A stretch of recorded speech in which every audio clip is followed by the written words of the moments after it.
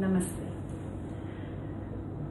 माँ पार्वती इसलिए पूजी नहीं जाती क्योंकि वो शिव जी की पत्नी है। वो इसलिए पूजी जाती है क्योंकि उन्होंने स्वयं को पाया, प्यार किया, लेकिन अपने आप को खोया नहीं। माँ लक्ष्मी इसलिए नहीं पूजी जाती क्योंकि वो पैसे देती है। माँ लक्ष्मी इसलिए पूजी जाती है क्योंकि उन्होंने स्वयं के मूल्य को समझा और उसे बढ़ाया। जब आप अपनी अंतर की आत्मा को सुनते हो और अपने आप को सम्मान देते हो, तब धन बाहर अपने आप आता है।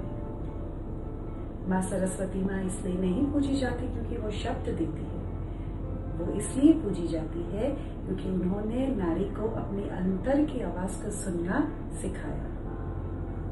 शोर में भी जो चुप रहे वही बुद्धि है।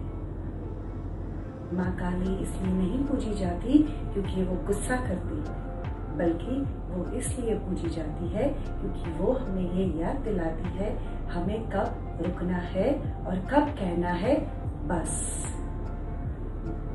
ना बोलना वो भी एक धर्म है, एक सम्मान है हमारे धर्म का।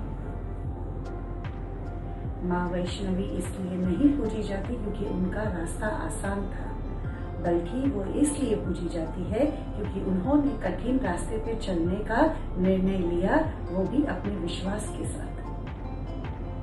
नारी कभी भी कमजोर नहीं होती है जब विश्वास उसके साथ होता है। माँ दुर्गा इसलिए नहीं पूजी जाती क्योंकि वो युद्ध करती है, बल्कि माँ दुर्गा इसलिए पूजी जाती है क्योंकि उनकी सभी शक्तियों का संतुलन बनाए रखा है।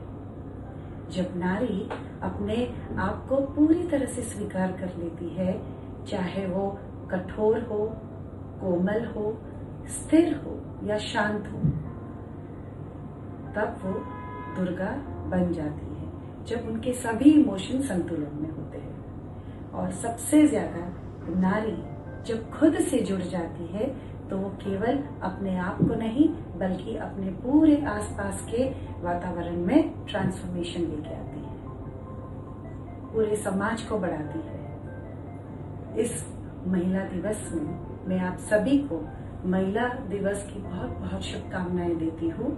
सभी महिलाएं एम्पावरमेंट है, अब समय है ट्रांसफॉर्मेशन का।